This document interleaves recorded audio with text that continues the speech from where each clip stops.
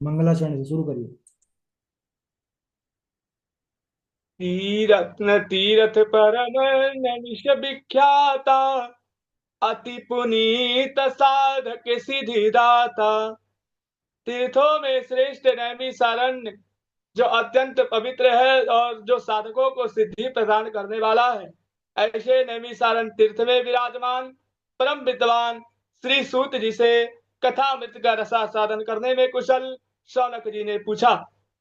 अज्ञान ध्वांत विध्वंस कोटि सूर्य समप्रभा, सूतख्या ही कथा सारम मम कर्ण रसायनम।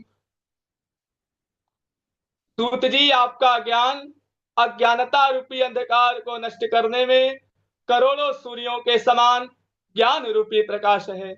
इसलिए आप हमारे कानों को इसलिए आप हमारे कानों को अमृत के समान मधुर लगने वाली कथा सुनाइए, जिससे माया मोह का नाश हो और जिससे भक्ति ज्ञान वैराग्य को प्राप्त हो, और जिससे माया मोह का नाश हो, और जिसे वैष्णव भक्तों ने कही हो।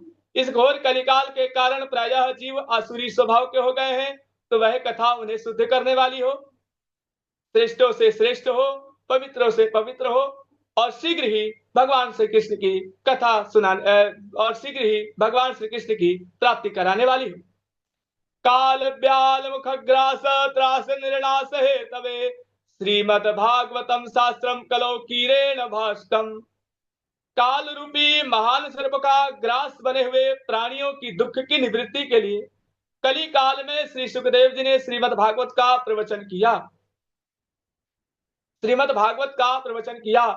जन्मांतरे भवेत पुण्यम तदा भागवतम लभे। जब मनुष्यों के जन्म जन्मांतर के पुण्य उदय होता है, तब श्रीमद भागवत कथा सुनने को मिलती है। जिस समय श्री सुखदेव जी राजा परीक्षित को यह कथा सुना रहे थे, उसी समय देवता अमृत का कलश लेकर के श्री सुखदेव जी के पास पहुंचे और श्री सुखदेव जी के चरणों में प्रणाम करते हुए बोले, यह कलश आप राजा परीक्षित को पिला दीजिए और बदले में हमें कथा अमृत पिला दीजिए। तब सुखदेव जी कहते हैं, क्व सुधा क्व कथा लोके, क्व काचः क्व महान, ब्रह्म रातो विचार्यैवं, तदा देवान् जहासः। सुखदेव जी ने जब देवताओं की व्यापारिक बुद्धि को देखा तो कहने लगे कि जैसे कांच मणि की बराबरी नहीं कर सकता, उसी प्रकार यह स्वर्ग का अमृत कथा अमृत के बराबर नहीं हो सकता। स्वर्ग का अमृत का फल है पुण्य क्षीणे मर्दलोकम विशंति। पुण्य के क्षीण हो जाने पर पुनः मृत्यु लोक में आना पड़ता है और कथा अमृत का फल है कलमशापहम। देवताओं, यदि तुम जिज्ञासु बन करके आते, भक्त बन करके आते, तो मैं अवश्य इस कथा अमृत का पान कराता, लेकिन तुम व्यापारी बन करके आए हो, इसलिए तुम इसके अधिकारी नहीं हो। श्रीमद भागवती ही वार्ता सुरानाम अति दुर्लभ। शौनक जी, यह कथा देवताओं के लिए भी दुर्लभ है। जब सुखदेव जी ने देवताओं की हंसी उड़ा दी, तो देवता मुंह लटका करके ब्रह्मा जी के पास पहुंचे और पृथ्वी पर सारी घटना घटी थी सारी कह सुनाई। ब्रह्मा जी ने कहा, दुखी मत हो, 7 दिनों बाद देखते हैं राजा परीक्षित की क्या गति होती है। जब 7 दिनों बाद राजा परीक्षित के मोक्ष को देखा गया, तब तब ब्रह्मा जी ने सत्यलोक में एक तराजू बांधा। एक तराजू पर समस्त साधनों को रख दिया और एक तराजू पर श्रीमद भागवत के ग्रंथ को रख दिया। तो श्रीमद भागवत जी की महिमा के समक्ष समस्त साधन हल्के पड़ गए। मे निरे भगवत रूपम शास्त्रम भागवते कलौ, पठनात् श्रवणा सत्यो वैकुंठ फलदायकम। उस समय समस्त ऋषियों ने माना कि श्रीमद भागवत कथा को सुनने से पढ़ने से वैकुंठ धाम की प्राप्ति अवश्य होती है। श्रीमद भागवत कथा को श्रवण करने से पढ़ने से वैकुंठ धाम की प्राप्ति अवश्य होती है। यह श्रीमद भागवत की कथा देवर्षि नारद ने ब्रह्मा जी से सुनी, लेकिन साप्ताहिक कथा उन्होंने सनकादि मुनियों से सुनी। शौनक जी ने पूछा कि जब देवर्षि नारद एक स्थान पर अधिक देर ठहर नहीं सकते, तब वह 7 दिन की कथा वह कैसे श्रवण की। तब सूत जी कहते हैं कि एक बार विशालापुरी बद्रिका आश्रम में चारों ऋषि सत्संग के लिए आए। उन चारों ऋषि में एक ऋषि का नाम था सनक सनंदन सनातन सनत कुमार। चारों ऋषि सत्संग के लिए जैसे ही पहुंचे तब उन्होंने देवर्षि नारद को आते हुए देखा तो देवर्षि नारद की मन स्थिति ठीक नहीं थी। तभी सनकादि मुनियों ने देवर्षि नारद से पूछा कि कथम ब्रह्मन् दीन मुखा कुतश्चिंता तुरो भवा दुरितम गम्यते कुत्र कुतश्चागमनम तव। देवर्षि आप इतने चिंतातुर क्यों हैं? इतने शीघ्र तुम्हारे आगमन कहाँ को हो रहा है? तब देवर्षि नारद ने कहा कि मैं पृथ्वी लोक से उत्तम बार अहम तु पृथ्वी यातो ज्ञात्वा सर्वोत्तमामिति। मैं पृथ्वी लोक से उत्तम बार पुष्कर प्रयाग काशी गोदावरी कुरुक्षेत्र श्रीरंग सेतु बंधनम रामेश्वरम आदि तीर्थों में गया, रामेश्वरम आदि तीर्थों में भ्रमण करता रहा, परंतु मन को संतोष प्रदान करने वाली शांति मुझे कहीं नहीं मिली। अधर्म के नेत्र कलयुग ने पृथ्वी को पीड़ित कर रखा है, जिसके कारण सत्य तपस्या दया दान, सत्य तपस्या पवित्रता दया दान कहीं भी दिखाई नहीं दे रहा है। सभी प्राणी अपना पेट भरने में लगे हुए हैं।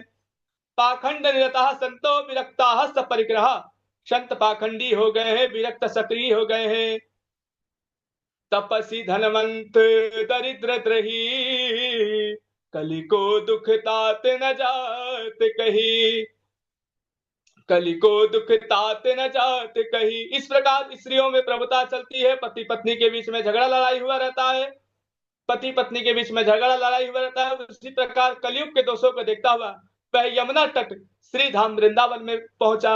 वहां मैंने एक आश्चर्य देखा कि एक युक्ति स्त्री खिन्न मन से उदास मन से बैठी हुई थी और उसके सामने दो वृद्ध पुरुष अचेत अवस्था में पड़े थे। दो वृद्ध पुरुष अचेत अवस्था में पड़े थे। तब और ऊंची ऊंची सांसें ले रहे थे। जब वह नहीं जागती तो वह रोने लगती। वह युक्ति उन्हें जगाने का प्रयास कर रही थी, जब वह नहीं जागती तो वह रोने लगती। तब सैकड़ों स्त्रियां उससे पंखा कर रही थी और बारंबार समझा रही थी कि स्पर्श दूर से देखने में पास में चला गया और दूर से देखने में पास में चला गया और वह दूर से देखने में पास में जब चला गया और वह स्त्री खड़े होते हुए बोली कि भो भो साधु छलम तिष्ठा मत चिंता विनाशया। हे महात्मन, कुछ देर ठहर जाइए और मेरी चिंता का नाश कीजिए, और मेरी चिंता का नाश कीजिए। तब मैंने पूछा, देवी यह पुरुष और ये दोनों स्त्रियां कौन हैं? तब उस युक्ति ने उत्तर दिया कि अहम भक्ति रीति ख्याता इमौ में तनयौ मतौ ज्ञान वैराग्य नामानौ काल योगे न जर्जरौ। देवर्षि मैं भक्ति हूँ, देवर्षि मेरा नाम भक्ति है और यह दोनों मेरे पुत्र ज्ञान और वैराग्य हैं। काल के प्रभाव से व्रत हो गए हैं और गंगा आदि सब नदियां मेरे सेवा के लिए यहाँ आई हैं, और गंगा आदि सब नदियां मेरे सेवा के लिए यहाँ आई हैं। उत्पन्ना द्रवणे साहम वृद्धिम कर्नाटके गतः कुचित कुचित महाराष्ट्रे गुर्जरे जीर्णतांगतः। दक्षिण में मैं उत्पन्न हुई, कर्नाटक में वृद्धि को प्राप्त हुई, कर्नाटक में मैं वृद्धि को प्राप्त हो गई और परंतु कहीं कहीं महाराष्ट्र में सम्मानित हुई और गुजरात आते आते मैं जीर्णता को प्राप्त हो गई। इस घोर कलिकाल के कारण पाखंडियों ने मुझे अंग भंग कर दिया।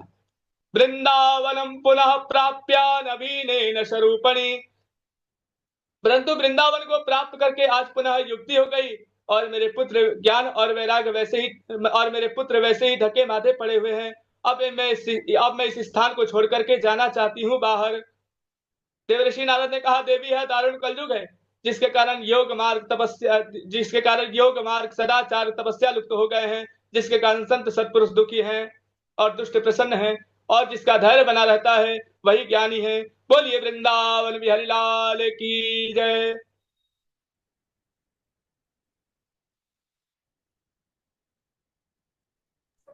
हाँ, इसके आगे और वृंदावन से संयोगात पुनस्तम तरुणी नवा धन्यम वृंदावनम तेना भक्ति रत्तति यत्र चा। परंतु वृंदावन को प्राप्त करके आज पुनः युक्ति हो गई, परंतु ये वृंदावन धन है जहाँ भक्ति महारानी नृत्य करती हैं। भक्ति देवी कहती हैं, देवर्षि ये कलयुगी अपवित्र है, तो फिर राजा परीक्षित ने क्यों इसको स्थापित किया, और करुणा परायण भगवान श्री हरि भी इस अधर्म को होते हुए कैसे देख रहे हैं। देवर्षि नारद कहते हैं, देवी जिस समय भगवान श्री कृष्ण अपने धाम को गए हैं, उसी समय साधनों में बाधा पहुंचाने वाला यह कलयुग आ गया। वह उसी समय साधनों में बाधा पहुंचाने वाला कलयुग आ गया। दिग्विजय के समय जब राजा परीक्षित की दृष्टि उस पर पड़ी, तब राजा परीक्षित ने क्या देखा कि कलयुग दीनहीन के समान उनकी शरण में आ गया। दीनहीन के समान उनकी शरण में आ गया। उसी समय जब तब भ्रमर के समान सारग्राही राजा परीक्षित ने कलयुग के अंदर एक गुण देखा। वैसे तो गुणों का खजाना था, लेकिन गुण क्या देखा कि यत् फलम नास्ति तपसा न योगेन समाधिना तत्फलम लभ्यते सम्यक कलौ केशव कीर्तनात्। परंतु जो फल अन्य योग तपस्या समाधि के द्वारा प्राप्त नहीं होता था, वह फल कलयुग में एकमात्र भगवान श्री हरि के कीर्तन से प्राप्त हो जाता है। देवी, इस घोर कलिकाल के कारण संपूर्ण संपूर्ण पदार्थ बीजहीन भूसी के समान व्यर्थ हो गए हैं, और धन और लोभ के कारण कथा का सार चला गया है। धन और लोभ के कारण कथा का सार चला गया है। अहम तो युग धर्मो ही वर्तते कश्यदूषणम। वह युग धर्म ही है, इसमें किसी प्रकार का कोई दोष नहीं है। देवर्षि नारद के इस प्रकार कहने पर भक्ति महारानी को भी आश्चर्य हुआ। भक्ति महारानी ने कहा, देवर्षि, बड़े भाग्य से आप हमारे यहाँ आए हैं। साधुओं का तो दर्शन इस युग में साधकों को सिद्धि प्रदान करने वाला है, इस लोक में सिद्धि प्रदान करने वाला है। वचन जयति जगति माया यस्य काया धवस्ते वचन रचन में कम केवलम च कलैया ध्रुव पदम पिया तो यत कृपा तो ध्रुवोयम शकल कुशल पात्रम ब्रह्मपुत्रम नतास्मि। अरे जिनके माया आपके उपदेश से कायधुनंदन प्रहलाद ने माया पर विजय प्राप्त कर ली, और जिनके माया उपदेश से ध्रुव ने ध्रुव पद को प्राप्त कर लिया, ऐसे ब्रह्मा जी के पुत्र देवर्षि नारद को मैं प्रणाम करती हूँ। देवर्षि नारद कहते हैं, देवी, आप भगवान श्री कृष्ण के चरण कमलों का स्मरण करो, आपका दुख दूर हो जाएगा। आप भगवान श्री कृष्ण के चरण कमलों का स्मरण करो, आपका दुख दूर हो जाएगा।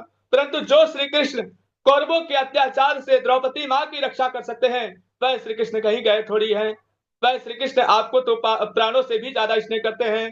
तुम्हारे बुलाने पर तो वह नीचों के घर भी चले जाते हैं। जब देवर्षि नारद ने जब इस प्रकार भक्ति की महिमा का वर्णन किया, तो भक्ति महारानी को भी प्रसन्नता हुई। भक्ति महारानी ने कहा, देवर्षि, आपने क्षण भर में मेरा दुख दूर कर दिया। अब ऐसा प्रयास करिए कि मेरे जो पुत्र हैं ज्ञान और वैराग, उनका भी दुख दूर आप ही कीजिए।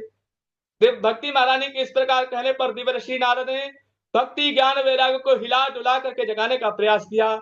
जब वे नहीं जागे तो नहीं उठे, तो उनका नाम ले लेकर के पुकारने लगे, हे वैराग्य उठो, हे ज्ञान उठो। जब जब नहीं जागे, तब देवर्षि नारद यह देखकर चिंतित हो गए। उसी समय वह वेद वेदांत और गीता का पाठ करने लगे। इससे जैसे तैसे तो जागे, परंतु जम्हाई लेकर के पुनः सो गए। यह देख देवर्षि नारद फिर चिंतित हो गए। देवर्षि नारद ने गोविंद का चिंतन किया। उसी समय एक आकाशवाणी हुई, उद्यमः सफलस्तेयं भविष्यति न संशय। देवर्षि, तुम्हारा उद्योग सफल हुआ, इसके लिए तुम सत्कर्म करो, और वह सत्कर्म तुम्हें साधु पुरुष बताएंगे। आकाशवाणी को सुन देवर्षि नारद ने भी विचार किया, और आकाशवाणी ने भी गुप्त रूप से वर्णन किया कि ऐसा कौन सा साधन है जिससे ज्ञान वैराग्य की मूर्छा दूर हो जाएगी। देवर्षि नारद ने ज्ञान वैराग्य को आगे रखा और संत महात्माओं से पता करने के लिए चल पड़े। परंतु जो प्रश्न देवर्षि नारद को नहीं पता, जो देवताओं के ऋषि है, तो हमें कहां से पता होगा। जब कोई किसी एक निर्णय पर नहीं पहुंचा, तब नारद जी का विचार आया कि मैं तपस्या करूं, क्योंकि तप बल रचे प्रपंच विधाता, तप बल बीस सकल जग त्राता, तप बल रुद्र करे संहारा, तप बल विश्व सकल जग त्राता। नारद जी तपस्या करने के विचार से बद्रिका आश्रम पहुंचे। वहां उन्होंने सनकादि मुनियों का दर्शन किया। सनकादि मुनियों का जैसे ही उन्हें दर्शन हुआ, उसी समय उनके चरणों में प्रणाम करते हुए देवर्षि नारद कहने लगे, हे मुनीश्वरों, तुम दिखाई तो 5 वर्ष के देते हो, लेकिन हो तुम पूर्वजों के भी पूर्वज। अरे जिनके गुरु भंग मात्र श्री हरि, द्वारपाल जय और विजय वैकुंठ से पुनः पृथ्वी पर गिर पड़े थे, और जिनके आशीर्वाद से भगवान ने पुनः वैकुंठ को प्राप्त कर लिया। हे मुनीश्वरों, आकाशवाणी ने जिन साधनों के विषय में कहा है, वह साधन कौन सा है बतलाइए। तब वह साधन कौन सा है बतलाइए। शनकादि मुनियों ने देवर्षि नारद से कहा है, देवर्षि प्रसन्न हो जाओ, यह साधन बहुत सरल है, पहले से ही विद्यमान है। श्रीमद भागवत लापः सतुकीता सुकादि भी, यह श्रीमद भागवत की कथा जिसका गान सनकादि मुनीश्वर करते हैं।